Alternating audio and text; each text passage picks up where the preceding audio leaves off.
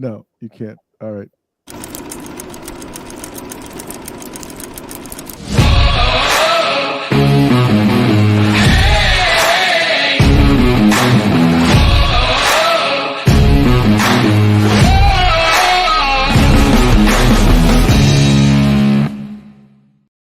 We are live with one and only my good friend Christine Beckwith. And we got some of her favorite songs playing here to get her pumped up for this show. It's a live episode, and we are trying our best to see if we can get Madison back into the show somehow. I don't know how we can do that, but hey, this is live, and you got to be prepared for everything, Christine. Right? Isn't that the way we are trained?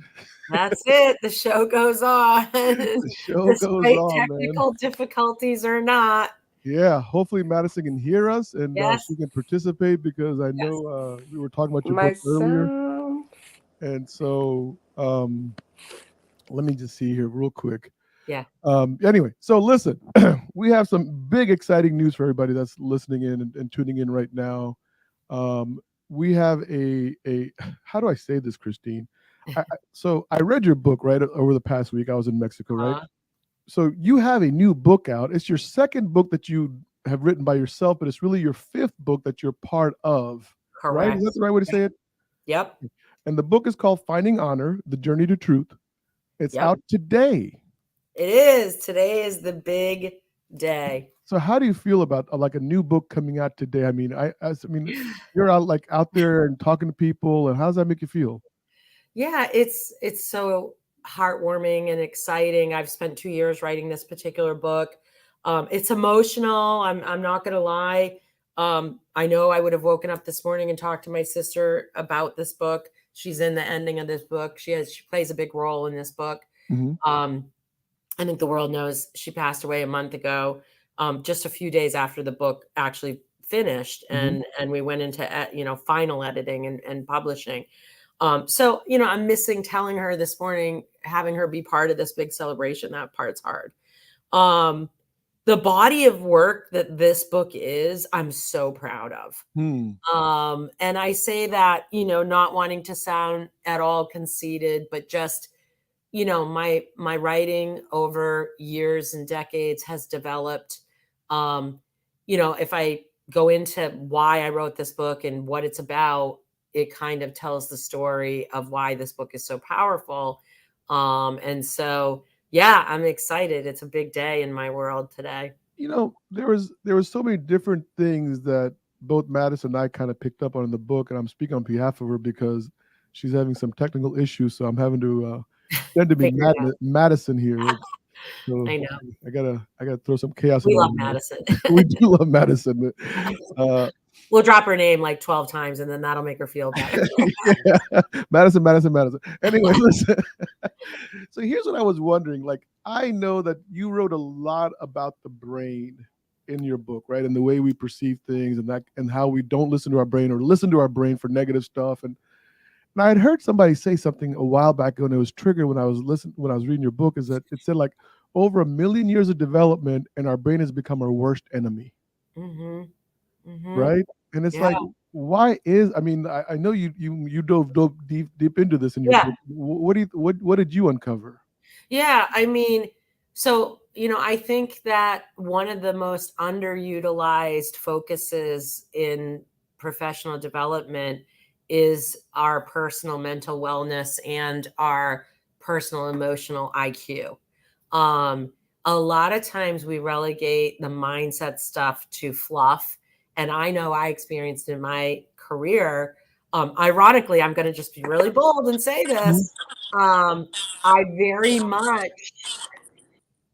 much felt that, the book itself, ended up being, an example of my philosophy and culture. And my philosophy and culture is that I believe we don't address ourselves and our wellness ourselves. I'm a mortgage expert, and I would put my career up against any top salespeople and say, I consistently was at the top of the sales chains my whole career, whether I was a loan originator, branch manager, district, whatever it was. I ran huge companies. I built huge companies with a lot of wonderful people. And yet people along the way would try to quiet my emotional focus or the depth of my reach in my leadership, which was very mindset focused as well. And they would relegate it to cheerleading. And sometimes it got labeled, from a gender standpoint as being what a chick does.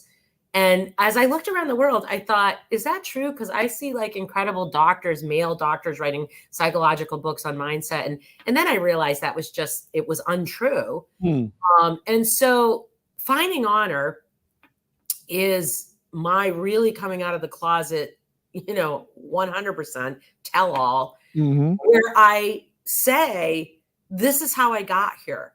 This is how I got successful. The book opens up, chapter 2 opens up with the fact that I go to this Philadelphia lecture one night as I'm VP of sales for my prior company.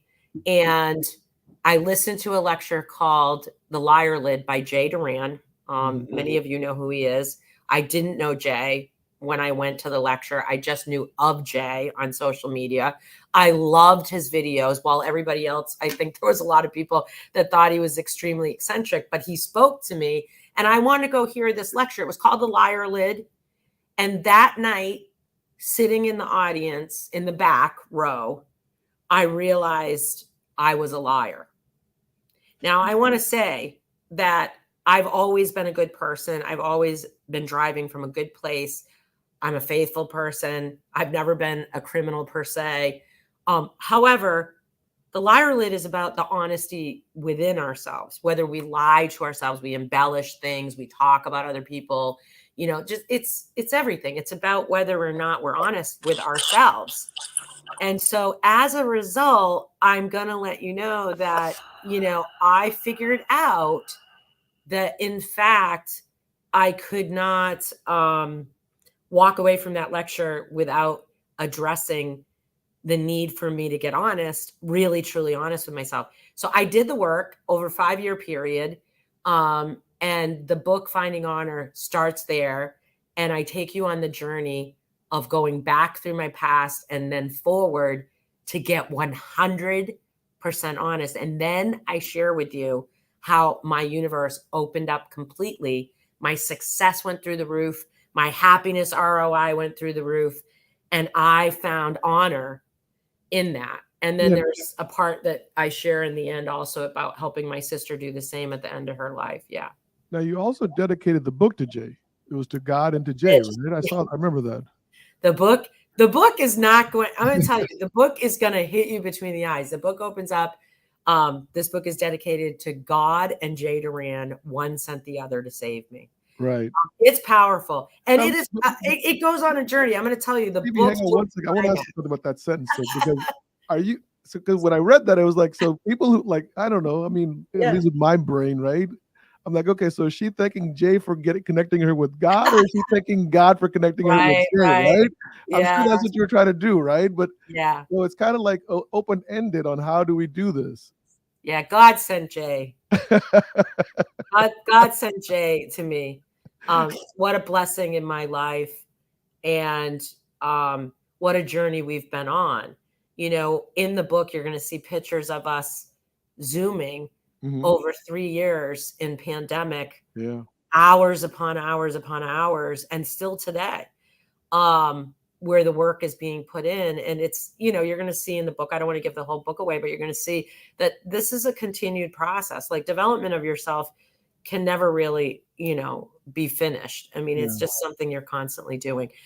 Finding Honor is going to go deep. It's going to get dark at times. It's going to tell all things. I have people that are scared to death of this book coming out. I've had ex people, ex-husbands write me like, what, is there anything, like, I heard you're writing a tell all. And I'm like, no, well, maybe you got to get the book, right? You dealt with a lot of darker issues in this book than the past also. I mean, do you think like bad luck spots, dead end roads are necessary for us to find ourselves like we look back? I think everybody has them. I don't know that I've had a particular more amount of hiccups and speed bumps and potholes or whatever you call it than anyone else. I tend to make big mistakes, not small ones, when I make them. I think things sneak in. You're going to see me talking about how stuff happens kind of sideways. You don't realize something's happening, and then you find yourself down this very big road. And I made this mistake, and that is to not correct myself when I had an inkling I was doing something wrong or going in the wrong direction. We tend to do that out of ego, and I had a huge ego. I'm not saying I still don't have an ego. I'm saying my ego was enormous at some point in my career, and it drove a lot of my actions. It would be through the humbling where God put me on my knees many times in my life, where I realized I was not in charge of necessarily telling the world whether I was great or not, that the greatness of who I am would come from my own self-love. And I realized also on this journey, and I share this in this book, that I didn't love myself at some point. And today I do. And I'm a different person than I was. Now, a lot of the effects of what I did, I'm not, again, even the cover with the dark side and the light side, as I went from the dark to the light, I don't think I was this evil, sinful, necessarily like uber bad person. I think I was somebody that knew that my greatest goals in life, my greatest business aspirations in life would only come. This is what I feel. I feel that the reward system in life will elude people. We will pray for money. We will pray for, prestige. We will pray for all kinds of things. We'll want those types of things somewhere in our lives, maybe when we're young. Our prayers will change. Now we'll pray for loved ones. We'll pray for hope and peace and all these other things. And so what I want to say is you can't get any of the things you want until you align yourself with the reward system. And unfortunately, in my book, I share that my belief is our reward system comes from being the highest version of ourselves in honesty and in faith. I had to really be careful about not getting too religious in this book. Right. I talk about religion in this book in a very general sense and a spiritual sense, because I don't want to turn off people that aren't of my religious making. In fact, I think I only mentioned the way that I was raised, through what kind of faith I was raised with. Right. However, that I accept all religions because I believe we have a universal God that we pray to. And so anyways, the book is deep. It's gonna help people.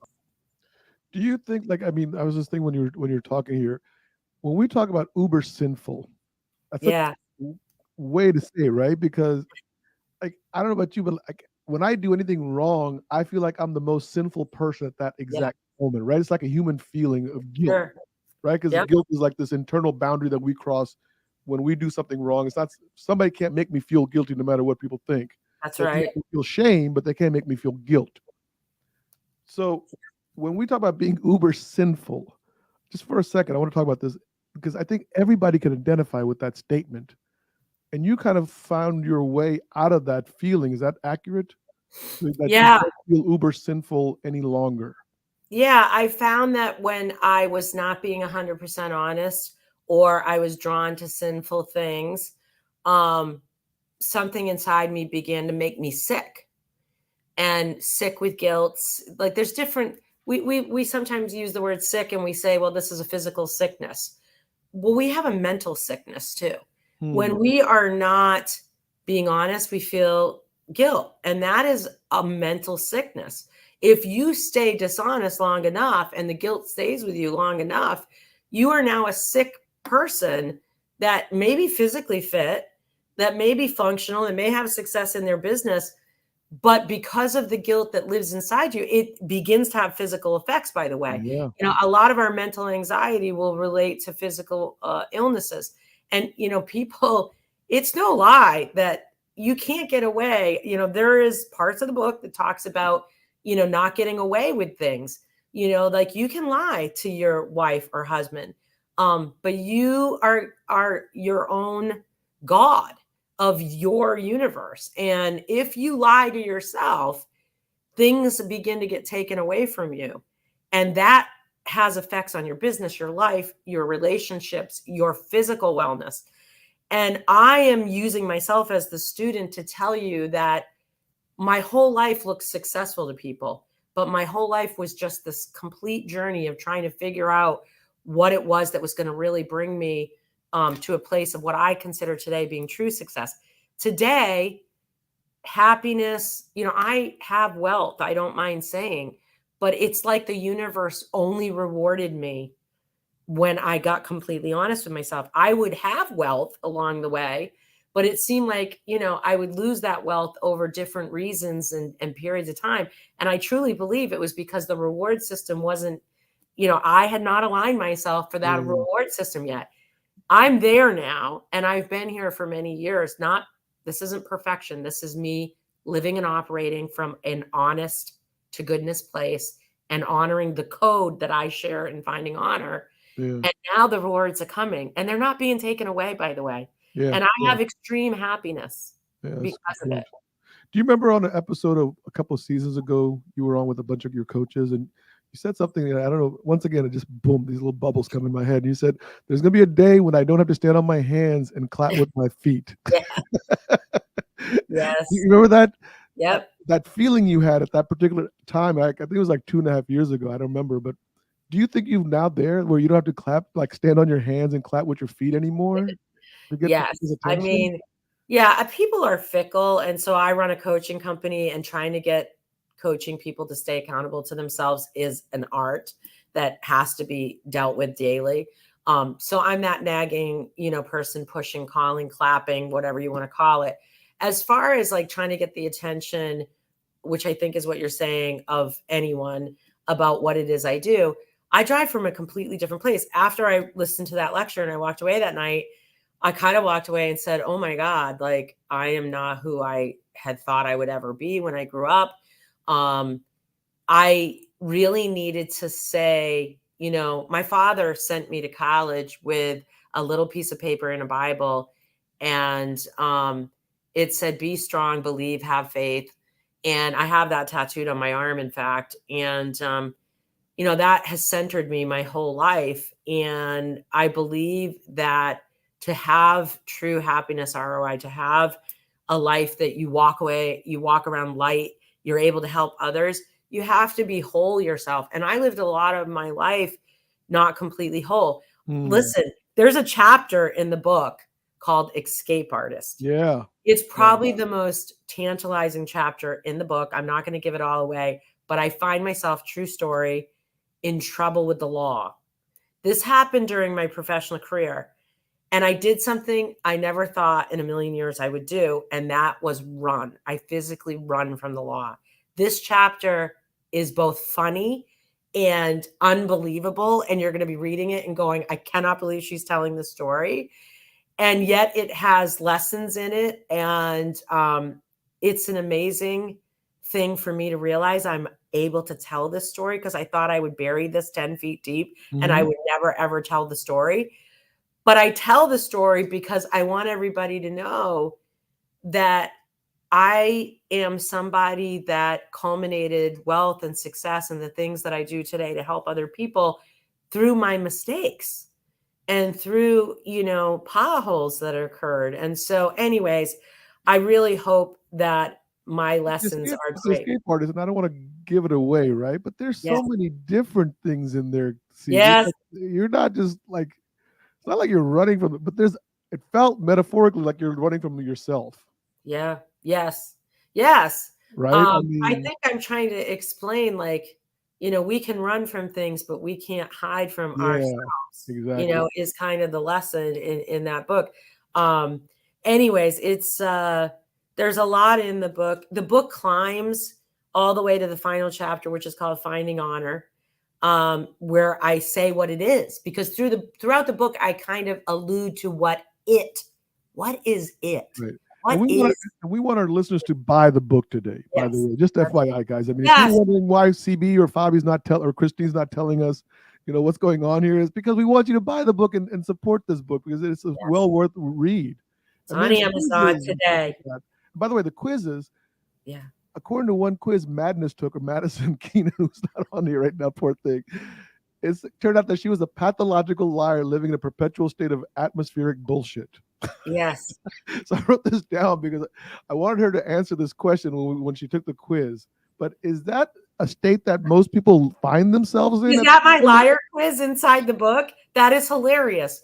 Oh my God. I would have loved to have heard her answer on this. So yeah, I go through this quiz on lying, what levels of lying you do, self-lying, by the way. Yeah. So if you're honest with the quiz, say that again. I want you to read the answer because it's a 1 to 10 scale. This has to be 10. Pathological liar living in a perpetual state of atmospheric bullshit.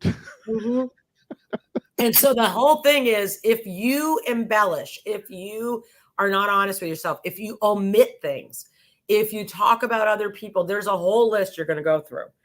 And again, this isn't just saying like, are you a thief by legal standards? Like, have you stolen something? That's not what we're talking about right now. We're talking about you as a person and your code of ethic internally. If you are a person doing all these violations that we cite mentally, you're really hurting yourself. You're probably not connecting fully to other people. You're definitely not in a position to receive the greatest ROI that the world has to give you in the happiness and wealth zone. And I promise you, you're not going to get the rewards that you're trying to seek, because I truly believe that even though I received wealth over decades when I was not honest, when I was a dishonest person previously, I figured out there's something called honest liar. We talk about it in the book. An honest liar is someone that believes that what they're saying is the truth. However, they're lying to themselves. And so all of us do that. And so again, not everyone's going to want to read this book. It took me 50 years to get to a place to want to write this book. For me to realize and put the real work in. You're going to see me unpack what the real work is. I don't just say, oh, I worked on myself. I tell you what I did. Like I share what was wrong with me. I actually tell you the 10 things I needed to unlearn. I use myself as the student to be the teacher in this book. And I say, this is what I discovered was wrong about me. And I unpack it at a deep level. What was the hardest part about writing this book for you? I thought when I had finished it that the hardest thing was just really showing the dark blemishes of my life to really, because it's funny, when I started writing the book, I said, I'm going to write a book about this journey to honesty. Well, when you have a cover and a tagline that says the journey to honesty, or the journey to truth, you can't tell a lie. So I caught myself many times during the book, not trying to lie, but saying, I won't say that. Right. Because that doesn't look great. And then I'd stop myself and say, wait, I need to say this. And then I would write it down and I'd sit with it. And for many months over the years of writing the book, I'd go back and reread the hard parts and I'd cringe. And when the pre-readers read the book, I can tell you they were blown away. The reviews were shocking. The reviews were like, they couldn't set the book down, that it was climatic, that it builds, each story builds upon another level. So, but I'm going to tell you, really, the hardest part became that when I set the book down and I finished, I had been working with my older sister. I had moved home in February ahead of my schedule to buy a home back at home because my sister was sick and I wanted to help my mom and dad. And so over the final 6 months of writing the book, I was sharing with my sister, who I was talking to several times a day, about what I was writing about. She wanted to know what I was writing about. And she had asked me if I could help her find honor. And so I began to use the tactics in the book to share with her when I was visiting. And like I said, the book ended. Well, she died 3 days after the book ended. And I realized, in hindsight, not only had she vetted the book, but in her final, this is the God honest truth too. In her final 40 days of her life, she made amends with everybody that she had issues with. She spoke in an honest, loving, truthful way. She called people that she wanted to have conversations with. She expressed her undying love for people that she loved. She neatened up her life. She dotted her I's. She crossed her T's. She literally, on the day that she died, even though we weren't ready and we didn't know it would be that day, she could not have left this world more ready to go.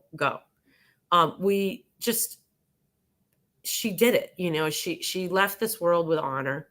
I would end up asking the editors if I could put a memorial piece in the end, which is in there. There's some pictures of her and I in there. And I talk about her vetting this book. And I say, if my sister can find honor in the bitter end of her life, while dying, while sick, dying, anybody can do it.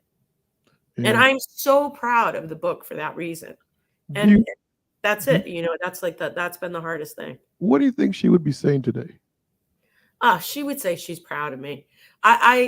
She was always proud of me. Like, I did not know till after she died. I went back to her Facebook, and just because of the way the Facebook algorithms work, my sister didn't have a ton of mutual friends with me.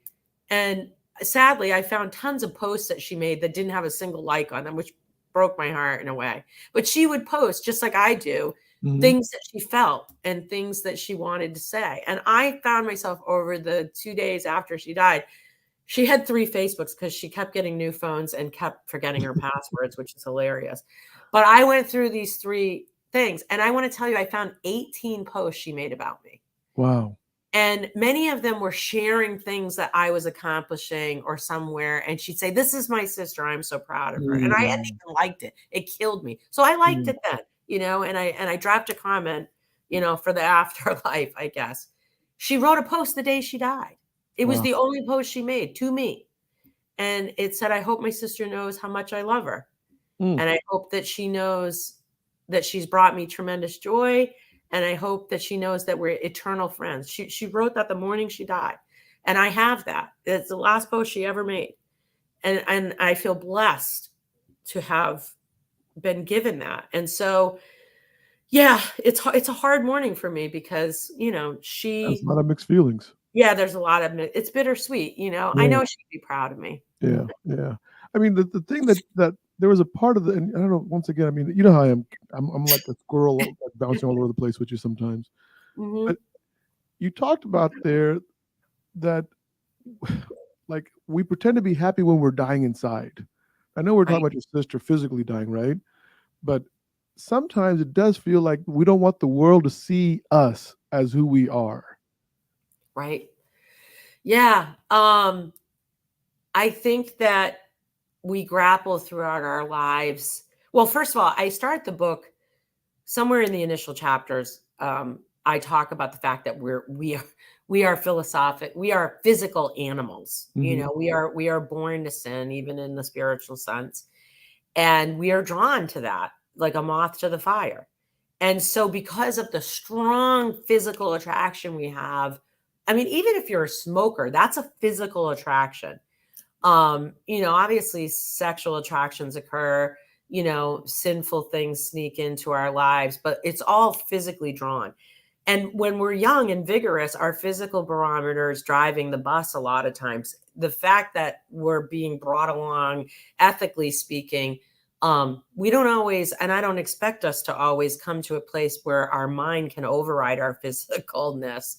And I share my story about where that tipping point occurs for me, where I say, okay, my mind is going to drive this bus from this point forward, not my body. And I don't mean it just in the ways I've described, but I unpack that in the book as well. And so I'm hoping, they say there's 2 ways that people can correct course. One is making their own mistake, learning from it, and starting over. The other way is having someone you respect share a mistake that they made, and you preventing the mistake from occurring because you believe in the person that's sharing it with you. I would like to be that person for people. I would like to use myself as an instrument for prevention of a lot of things that I've gone through. And so on the last podcast this morning with Jason Frazier, he said, "Do you think your competition, or do you think people are going to, you know, do you think this could hurt you putting this book out?" And I said, "Well, you know, I think my competition already thinks I do more mindset than they do. And that's because I disagree with their just being tactical matter. You know, we teach sales psychology, we teach business planning, we teach financial forensics, we teach all the tactical matter in the world. We're very serious sales coaches. However, we believe the race car driver is you.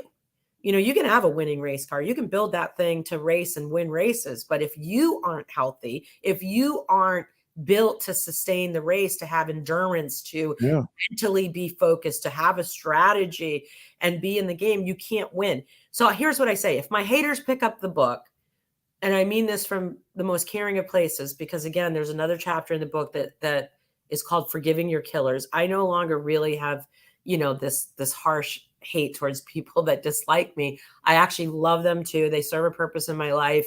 And I realize they're misguided or don't understand me or something. That's not an egotistical statement like everybody should love me. That is a statement of understanding that broken people just haven't figured themselves out yet.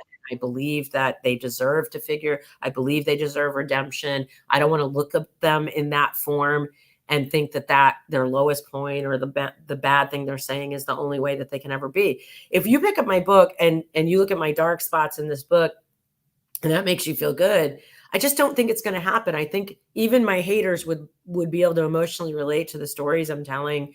And they might even look at me in a different way, because I'm not trying to present myself as this perfect beacon of do everything I'm saying and do everything I'm doing because that's going to bring you success. But rather, we're going to find our greatest success on a journey of discovery, by putting in the time, by being honest, by, the willingness for us to get honest. So I don't think it's going to hurt me. I think it'll help me if people out there want to relate to that. The reality is there really, like, to me, I mean, this is just my view, right? Christine, is like, competition is always going to be there 24/7. Right. At a certain point, we just have to ignore it. Yeah. Right? Just got to do what you got to do, because like you're saying, I mean, you're coming out, you're looking for your own truth in this book. Right. You're finding it, by the way, right? You're finding it. And so there was a little while ago, you were talking about secrets and how they control you. There's a saying that says we're only as sick as our secrets. Right. And to me, when I heard that, I couldn't understand it. And then I realized one day the reason that they're so powerful is because they can control my actions. Right. Like if I do something and I don't want you to know about it, then I'm going to avoid you or not call you. And I'm going to miss all those hours of conversation that I would have with Christine because I did something and I'm afraid of it, rather than just tell you the truth. That's right. So I feel like the competition is like, you're telling the truth. Like, this is who I am. Yeah. And I'm good with it. Yeah, it's like no big deal. No, I am. I think that I wasn't always, I did hide things and I did try to bury things too, by the way. Yeah. I want to say this book won't make you cringe. It's not TMI. I feel like I have a really good sense and cadence in the writing where I'm telling the story in such a way that I'm sharing it to tell a lesson. I don't think it is going to make you cringe. I actually think some of it's going to make you laugh. I think some of it will make you cry. I honestly think you're going to relate. I think it's a very relatable book for humans reading it. Even if you don't relate to the whole book, there's going to be parts you relate to. And I just really hope that I think this is my breakthrough book. I think all my books I've put my heart and passion into. But I think this book's going to really, change the game. I have always been kind of dedicating myself to the mortgage world. And this is the first mainstream type of self-help book where I'm kind of going on a much broader level saying, look, I'm dedicating my life to the betterment of people, and if that helps people in the mortgage industry, great. However, this is for everybody. This book isn't a mortgage book. It's a book for people, Well, we've had technical issues with Madison, so she just texted me something. Please ask Christine this. Okay. I'm going to read it to you. So you mentioned that writing is a foundation to your development. Yes. Is that what you were doing when you were writing this book? Yes. Because you're big on writing, right? So does that increase your ability to I guess in your life, the way you seek the truth by writing? Yes. As a young child, I was a prolific writer, and I had a young English teacher in the 4th grade recognize my writing and publish some poetry that I had written at 8 years old into a then magazine called Cricket Magazine, which was kind of like the scholastic books that children get in school. We got Cricket magazines, and I was published several times because of this teacher. I would go on to be I joined the New York bestseller young author list. And I did some young author contributions as a teenager. And it poured out of me. You know, when kids pick up art or they pick up sports, my mom and dad would tell you that I wrote and wrote and wrote and wrote. Words just poured out of me. Thank God I've turned it into a business of speaking and writing. Because I mean, if I didn't, it would have, I don't know, I'd be talking in some boardroom, you know, right now. But I literally think we send a journal out to every client that starts with us in professional development. And we put in a folded worksheet that says 10 tips on journaling your way to mental freedom. And we talk about the importance of writing. Literally, when you write something down, it is the equivalence of swiping a notification clean on your phone. So I'll give you an example. If you have a reminder that you've got to go get an oil change and you keep having it come up and it comes up and it comes up, write it down. It'll stop coming up in your mind. Once you give it a place and you compartmentalize the thought, it stops. So if you want mind clarity, here's a great thing. If you want to get organized, focused, you know, when you have those really focused times in your jobs and you're like, oh my God, I'm so focused right now. I'm going to like just plow through all my productive work today.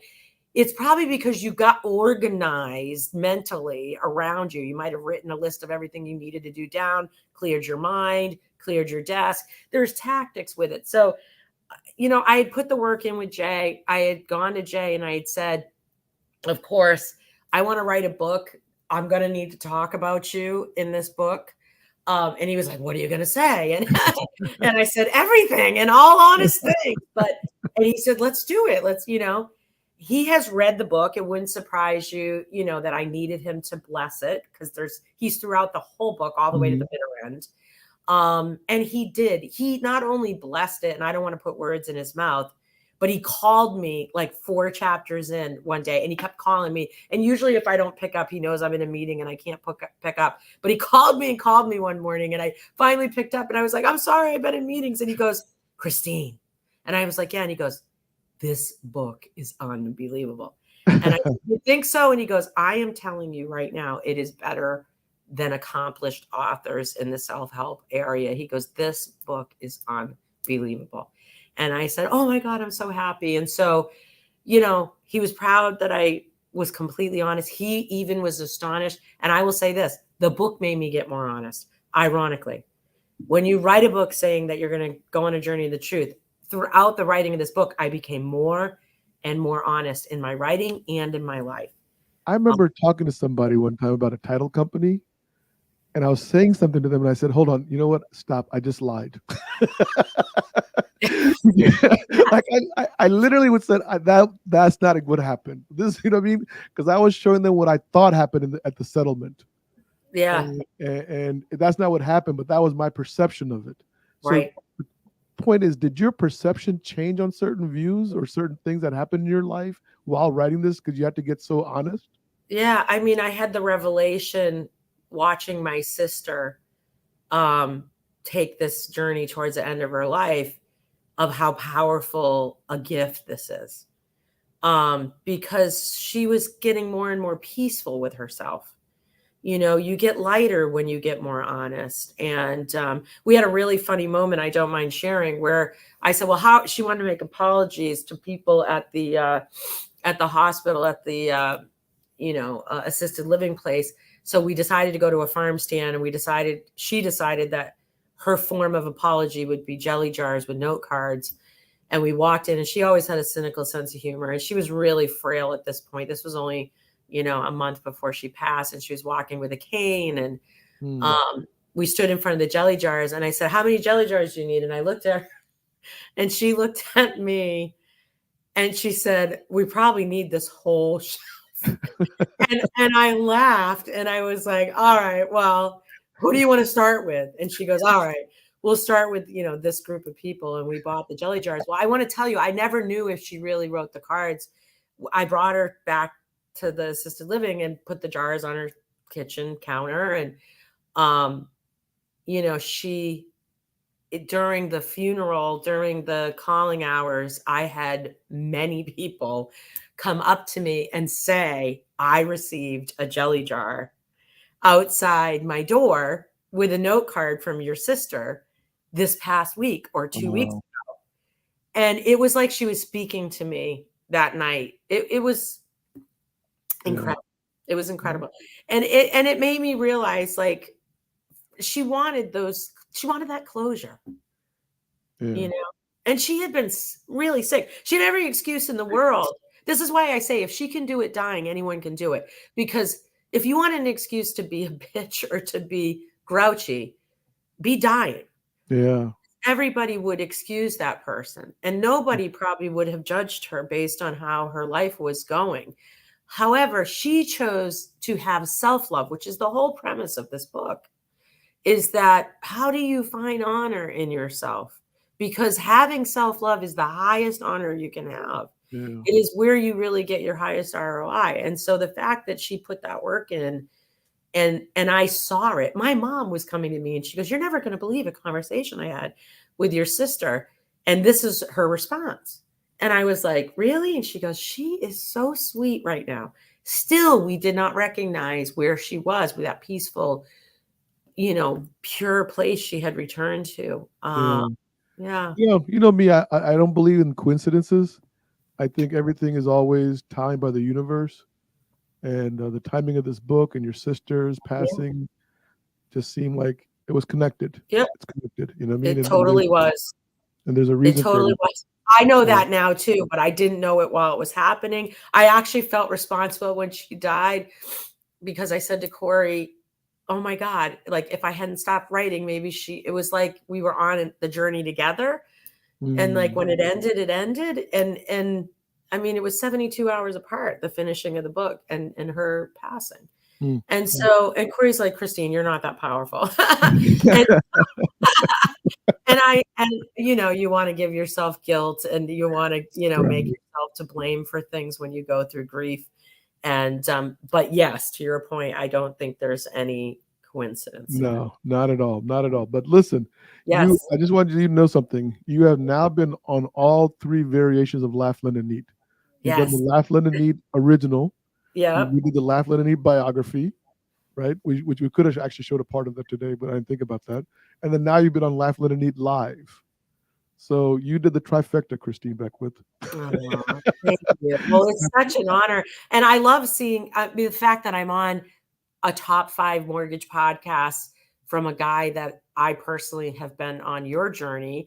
And people might not know, and I know you'd never talk about it because you're making the show about me, but Fabi wanted to become an author when I met him, and he went on that journey, and I will take no credit for his writing or the fact that he became an author, other than to say I pointed him maybe in the right direction. And then I had the honor of writing his foreword about Mhm. his life in Failing Forward. And so you already know how powerful writing is, to have you then develop a podcast, to have you pour yourself out consistently to our industry, to bring to light the greatest people in our industry through your work. I mean, I've watched you go from somebody that I think everyone knew to just being an influencer. I know that word kind of stinks, but you Yeah. are influential in our industry. People listen to you. When you get credence in our industry, when you get respect, when you get credibility, that is almost, in my mind, kind of like a pro athlete. When they become a pro athlete, they have a responsibility to all the children in the world that are looking up to them. Yeah. And the world is looking up to you now, Fabi, and you're doing incredible work. I'm so happy to be a witness to this part of your career. You're going to go on for many years after I'm retired and moved on, and I'll be the old lady you're telling stories about. I'm 3 years older than you, so I'll be retired well I before know. you. Well, I don't know. I hope we both are, Yeah. but I I'll feel do like a I'll I'm do a doing retirement podcast on what to do after you retire. Something like that. yeah. You know what I mean? But no, I appreciate you being on here. I love you to death. You know that. And Yes, me too. I found the journey to be very, very. For me, the book was very insightful. I think people need to read this book because it helps them uncover their own truths. I think Yes. that's really what life is about. You know what I mean? Yep. You can't help somebody else if you don't help yourself first. That's That's the right. bottom line. Yep. And And today we're going for bestseller. So this is the plug. Get a copy on Amazon. We have it highly, highly discounted today. All versions, the hardcover, how the much is ebook. it discounted? Do you know? Yeah, so it's usually $27.95. It's $9.99 today, paperback. I think it's $5 ebook, and I think it's $19.99, which is $37.99 hardcover. Really proud to. This is the first book I've had all 3 versions available the day of launch, because I've had hardcover for Wise Eyes. I didn't do hardcover for my other 2 books. But this book is very special, as we know. So if you get a copy today, we're hoping to finish the charts tonight at 8 p.m. Eastern time, when 5 p.m. Pacific time closes out. Amazon closes out for the day. And we hope to be in the top 50 on Amazon in one of the 3 categories we're listed in. So. Well, let's get out there and buy her book, support Christine Beckwith. And I just got to do a little plug for myself. Christine will be back on November 12th to help me with the Potapalooza, the second year of our Potapalooza event, where we're raising money for so others might eat. So look for that on a Saturday morning, and Christine will be out here talking more about honor, I'm sure, in her key lecture that she'll be giving on that day. So I am fascinated with this book. I am probably going to read it again, by the way, because you know me, I always read your books about 4 or 5 times. I want to hear what you think of certain parts. I love your feedback. I'll ask you for a real review later, and know you'll write something that's meaningful. So please people tell need me to go out and read this. Yeah, people need to go out and buy this book today. So make sure get it today. Get the discount, order it, help Christine be successful in all of her careers as she's helped us become successful in our career. So with that, we are out of here. JP, please do your magic and get us home.